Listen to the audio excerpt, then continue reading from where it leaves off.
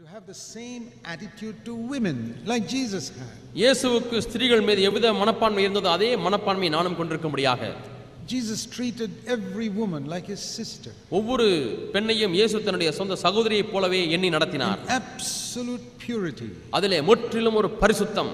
That's just one area. இது ஒரு பகுதி மட்டும்தான். And I discovered that by the power of the Holy Spirit I can treat every woman I see in the world in purity like my sister. நான் கண்டுபிடித்தது என்னவென்றால் பரிசுத்த ஆவியானுடைய வல்லமையினாலே இந்த பூமியில் இருக்கக்கூடிய ஒவ்வொரு ஸ்திரீயும் பெண்ணையும் நானுடைய சகோதரியைப் போல பரிசுத்த கண்களோடு கூட பார்க்க முடியும் என்பதை கற்றுக்கொண்டேன். And I discovered that even if I sit at the computer the whole day, I will never once go to an internet pornographic site. நாள் முழுவதுமாய் ஒரு கணினியின் முன்பாக உட்கார்ந்திருந்தாலும் கூட நான் ஆபாசமான பாலியல் இச்சைகளை தூண்டக்கூடிய படங்களை ஒரு முறை கூட கிளிக் பண்ணாதபடி இருக்க முடியும் என்பதை கற்றுக்கொண்டேன். Because I will not want to see that woman who is my sister offering her body for sex.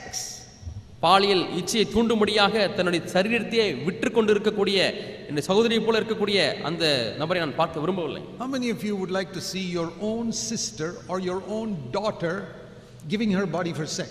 உங்களுடைய சொந்த மகளோ உங்களுடைய சொந்த தங்கையோ தன்னுடைய சரீரத்தை பாலியல் இச்சைக்காக விற்று கொடுப்பதை எத்தனை பேர் பார்ப்பீர்கள், அனுமதிப்பீர்கள்? None of you will want your daughter to. உங்களில் யாருமே உங்களுடைய மகள் அப்படி போவதை விரும்பவே மாட்டீர்கள். But that girl you see on the internet is somebody's daughter. ஆனால் இணையதளத்திலே நீங்கள் பார்க்கக்கூடிய ஆபாசமாய் காட்சியளிக்கக்கூடிய அந்த பெண் யாரோ அவருடைய மகள். And when the Holy Spirit changes your value system to the value system of Jesus, பரிசுத்த ஆவியானவர் உங்களுடைய மதிப்பீடுகளை இயேசுவுடைய மதிப்பீடுகளைப் போல கண்ணோட்டத்தை போல மாற்றுவாரேயானால் you will treat other people the way you want them to treat you. மற்ற மக்கள் உங்களை எப்படி நடத்த வேண்டும் என்று விரும்புகிறீர்களோ அதே போல நீங்களும் மற்றவர்களை நடத்த ஆரம்பிப்பீர்கள். That is Matthew 7:12. இது மத்தேயு 7ஆம் அதிகாரம் 12ஆம் வசனம். You will treat another person's daughter the way you want people to treat your daughter. வேறு ஒருவருடைய மகளை உங்களுடைய மகளை எப்படி நீங்கள் நடத்துவீர்களோ அதே போல தான் வேறு ஒருவருடைய மகளை நடத்துவீர்கள். I don't want people to misuse and abuse my daughter. என்னுடைய மகளை தவறாக மக்கள் பயன்படுத்த கூடாது என்று தான் நான் விரும்புகிறேன். And I do not want to misuse and abuse somebody else's daughter. அதே போல வேறு ஒருவருடைய மகளும் தவறாக பயன்படுத்துவதை நான் விரும்பக்கூடாது. When the value system changes in your mind, you'll be able to overcome sin in your life. நம்முடைய மனதிலே மதிப்பீடுகளும் கண்ணோட்டங்களும் மாறும் பொழுது நம்முடைய வாழ்க்கையிலே பாவத்தை மேற்கொள்ள ஆரம்பிப்போம். God created human beings to be valued and loved. மக்களை மதிப்பதற்காகவும் நேசிப்பதற்காகவும் தேவன் சிருஷ்டித்திருக்கிறார். He created women to be valued. பெண்களை மதிக்கும்படியாக தேவன் சிருஷ்டித்திருக்கிறார். Not to be used for my sinful pleasure. என்னுடைய பாவ சந்தோஷங்களுக்காக எனக்கு சாதகமாக பயன்படுத்தும்படிக்கு தேவன் பெண்களை உண்டாக்கவில்லை. When man uses a woman to satisfy his sinful pleasure, he is following the devil 100%. ஒரு மனிதன் தன்னுடைய அனித்தியமான பாவ சந்தோஷங்களுக்காக ஒரு பெண்ணை பயன்படுத்தினால் 100க்கு 100 அவன் பிசாசை பின்பற்றுகிறான். You may say you're a Christian and clap and shout hallelujah in the meetings. நான் கிறிஸ்தவன் என்று சொல்லி நீங்கள் கரங்களை எல்லாம் தட்டி ஹல்லேலூயா என்று சொல்லி பாட்டு பாடிக்கொண்டிருக்கலாம். But when you sit in front of your computer and you see a filthy woman there, ஆனால் நீ உன்னுடைய கம்ப்யூட்டருக்கு முன்பாக உட்கார்ந்து இணையதளத்திலே அங்கே ஆபாசமாய் காட்சியளிக்கக்கூடிய ஒரு பெண்ணின் படத்தை பார்க்கும் பொழுது you clicked in order to go there.